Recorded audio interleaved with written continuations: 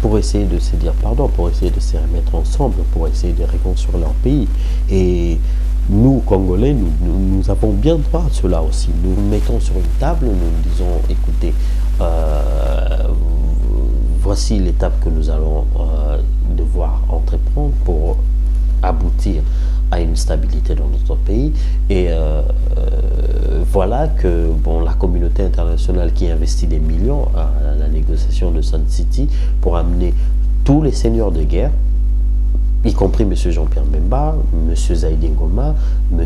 Kabila, M. Rouberoy, à s'asseoir sur une table, à constituer un gouvernement qui organise des élections que les gens appellent démocratiques, asseoir un gouvernement en place à Kinshasa.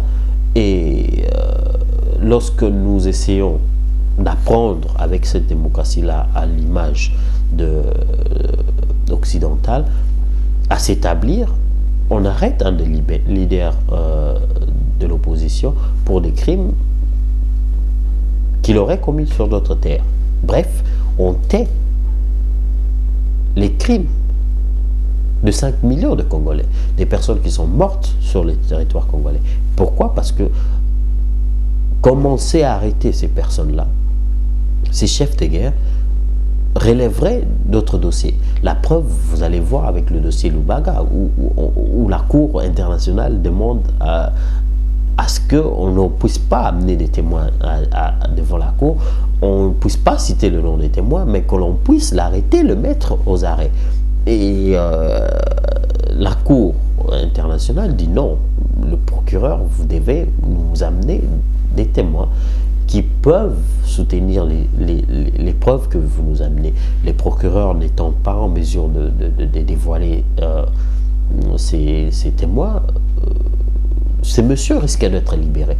N'allons-nous pas nous retrouver dans la même situation avec le procès de M. Jean-Pierre Bemba, et c'est là dans les 2-3 années à venir? La question se poserait encore.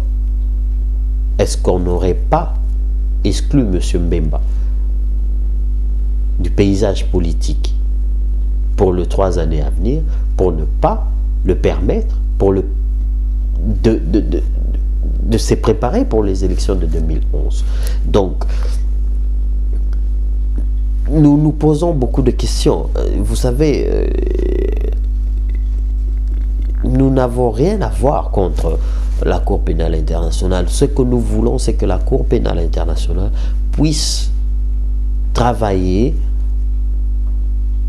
à l'intérêt de la population qu'elle semble protéger.